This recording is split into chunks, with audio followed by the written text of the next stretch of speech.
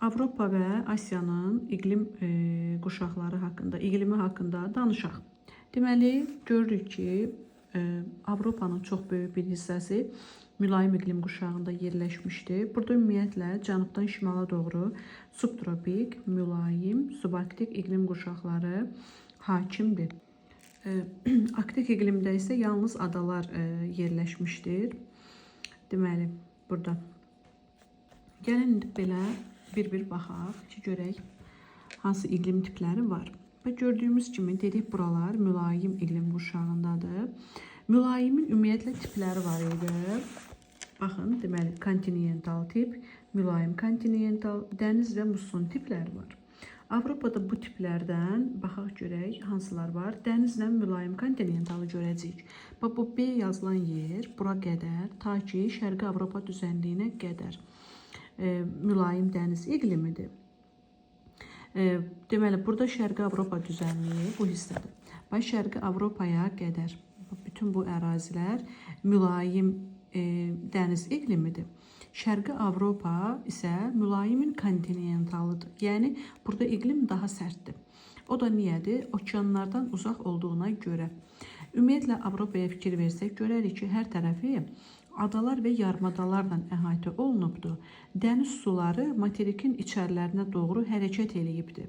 Bu da ona gətirib çıxarır ki, rütubətli hava materikə çox təsir göstərir. Yəni, iqlimə müsbət təsir göstərir. Asiyada isə necədir? Bu ortalar okeandan çox uzaqda yerləşdiyinə görə iqlimi sərtdir. Məsələn, buralar kəskin kontinentalı tipdədir. Mülayimin kəskin kontinentalıdır. Buralar isə subtropikin kəskin kontinentalıdır.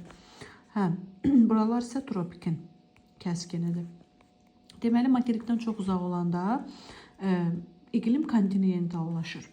Burada isə bu Böyük Britaniyadır, İrlandiyadır, Almaniyadır və s. Bu ərazilərdə ümumiyyətlə daim hava buludlu, yağışlı olur. Yəni, qışı da, yayı da, yazı da demək olar ki, yağıntılı keçir və mülayim olur da. Burada bir sərt hava şəraiti müşahidə olunmur. Sonra dedik, mülayim kontinentalda da Şərqi Avropa düzənliyidir. Mülayimi dedik, bu qədər. Bu cənubi hissəsi isə bu Pireneydir, Apenindir, Balkandır, Korsika, Sardiniya, Siciliya, burada Balear adaları var və s. Bunların hamısı Aralıq dənizi iqlim tipindədir. Ümumiyyətlə, Aralıq dənizinin içində yerləşən ada və yarımadalar Aralıq dənizi iqlim tipindədir. Burada necədir? Bir növ bizdəki kimidir. Yəni, yay isti olur, quraqlıq keçir. Qış isə çox sərt olmur, mülayim olur və yağıntılı keçir. Bizim iqlimimizdə Aralıq dənizi iqlim tipinin bir formasıdır da, yəni Abşeron iqlimi. Sonra deməli dedik ki, cənubunda subtropik, burada mülayim. Bu hissələrdə isə baxın, görürük ki, İskandinaviya yarımadasının bu şimal hissələridir. İslandiya adasıdır, burada İslandiya. Və buralar olur, deməli, subarktik iqlim qurşağında. Deməli, subarktikdə necə olur?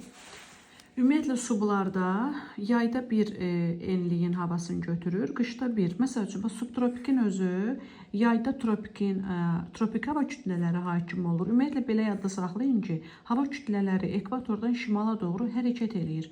Yayda buradan gəlir, subtropikdə yayda isti hava olur. Qışda da hava yuxarıdan gələcək. Mülayimlə gəlir hava. İndi necədir bizdə? Qışdır hal-hazırda və hava mülayimdir. Deməli, hal-hazırda hava şimaldan gəlir. Mülayim hava kütləsi bu dəqiqə hakimdir. Subarktikdə də yayda elə bir ki, dedik ya, hava altdan yuxarıya doğru gedir. Yayda mülayimin havası hakim olur.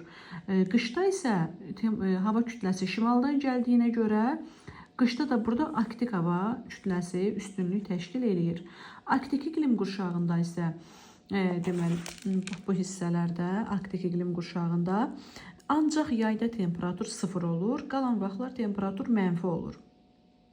Və burada, məsələn, subarktikin özündə, burada Norveç, İsveç, Finlandiya ölkələrində kənd təsərrüfatı falan inkişaf eləməyibdir. Çünki orada normal temperatur yoxdur, normal torpaq örtüyü yoxdur ki, orada kənd təsərrüfatı inkişaf eləsin. Amma Cənubi Avropada məsəl üçün bitkiçilik heyvandarlıqdan üstündür, yaxşı inkişaf eləyib kənd təsərrüfatı. Burada İtaliyada, İspaniyada zeytuna görə, üzümə görə dünyada birinci yerdədirlər məsəl üçün də, yəni ön sıralardadılar belə deyək.